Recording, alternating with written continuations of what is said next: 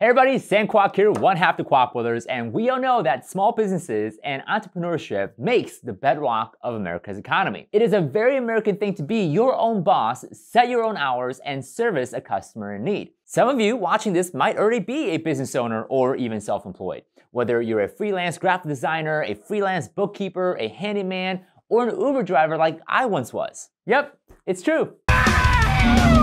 You guys make up at least 30% of all workforce here in the United States. And some estimates are higher, actually at 43% more recently, thanks to the push for remote work. Or some of you guys may want to start your own business or be a freelancer in the not so distant future. And I know many of you guys might tune out because you're not a freelancer or a business owner, but this is super duper important for all of us, and I'll tell you why in just one sec. Because whether you're self-employed or not, all of us together care about the freedom and the liberty for us to choose what path we want to pursue. But sadly, all that just might be under attack. Ever since March of 2022, the Biden administration has been eyeing to restrict independent contractors by reclassifying them as employees. And most recently, the effort to push such restriction is becoming more real as the US Department of Labor is looking to unveil a new proposal. But interestingly enough, the new proposal is basically a replica of the same law that California adopted in 2019 that ultimately got struck down by a state judge. Wait,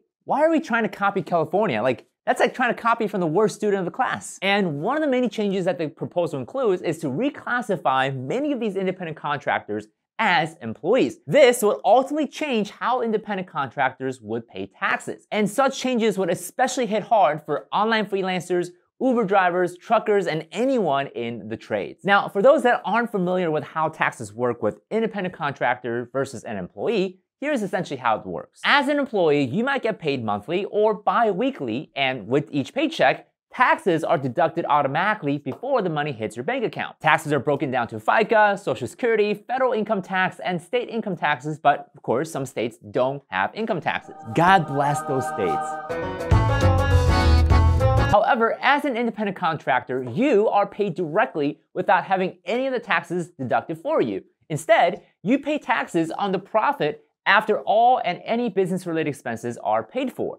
For example, let's say you earned a gross income of $100,000 last year as an independent contractor, but you had some expenses that were connected to the performance of your job, such as your cell phone bill, your vehicle, or paying for daily supply. So let's say those expenses come out to be about $60,000 altogether.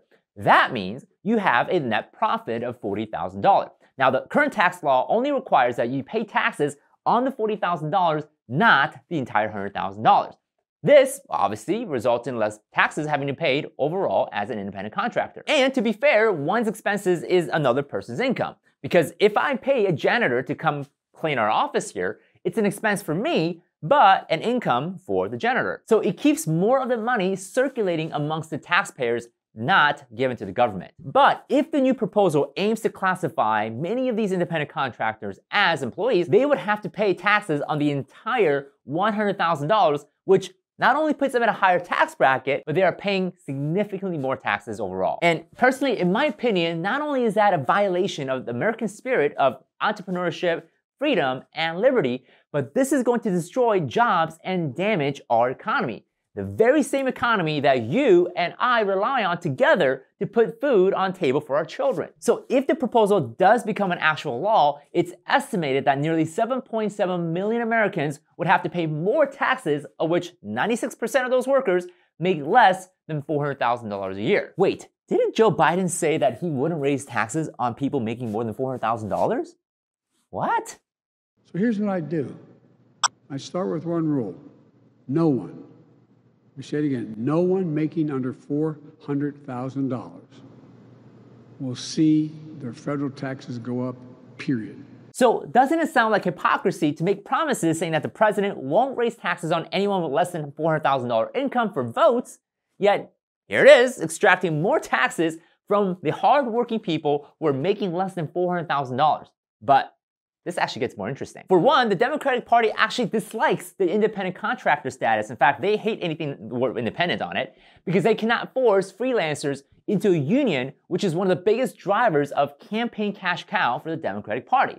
It is estimated that the organized labor spent $1.8 billion on politics and lobbying in 2020, which $1.4 billion came directly from worker dues. These are fees that workers have to be paid to be part of a union, and some workers have no choice but to join a union if they want to keep their jobs. But even crazier, nearly 90% of the $260 million that the labor union spent on federal election in 2020 went straight to the Democratic Party. So by reclassifying independent contractors to employees, it's possible for unions to collect more dues from the employees, or new unions are formed, like in the case of where Uber drivers were to be reclassified as employees. Wait, I have an idea for the union. Let's call it the Soviet Union.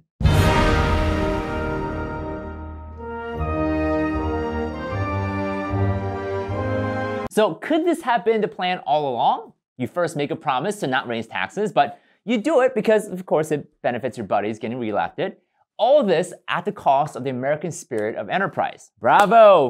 Just bravo. Now, much of this is getting pushed by the current Department of Labor Secretary, Martin Walsh, who claims that independent contractors need to become employees so that these workers can get access to sick time, health care, consistent wages, and even making sure that they have unemployment insurance. No. Listen, Marty, we know what you're really saying. You want more people depending on the government, and I get that. But choosing to become an independent contractor means you risk security and consistency because the reward of flexibility, freedom, and choice is worth it. Freedom is worth it. Not having taxed to death is worth it. I mean, it's not like our country fought a tyrannical government over taxes, right?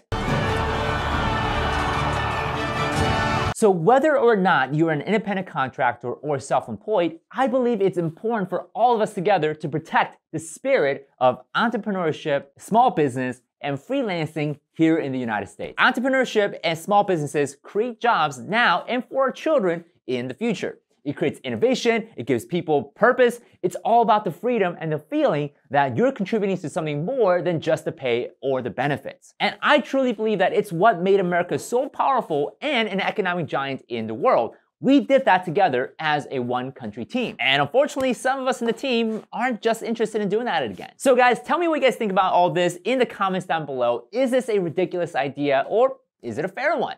Let's get into a conversation together because your voice really does matter. Whether you agree or you disagree with me, that's okay. Because I personally believe that your worth doesn't come from your ideas or lack thereof. You are inherently valuable as a human being, an image of the Almighty Creator. And ultimately, guys, you are what makes our channel run and motivates me each week to create content. So please share your thoughts down below. Love to hear your ideas in the comments. Now, of course, all of this is one of many ways that our government and corporate overlords are reaching for more control instead of serving the people that elected them. One of my concerns is that the forces like the World Economic Forum and the elite overlords are trying to exert more control, more restrictions, and tightening that erodes our personal choices and freedom away through many different angles. And there seems to be a pattern on how exactly they are doing that over and over again. So if you want to continue our conversation together about protecting our freedoms and our liberty, click on this video right here where my brother Daniel talks about how our freedom and choices are being stripped away by the corporate elites.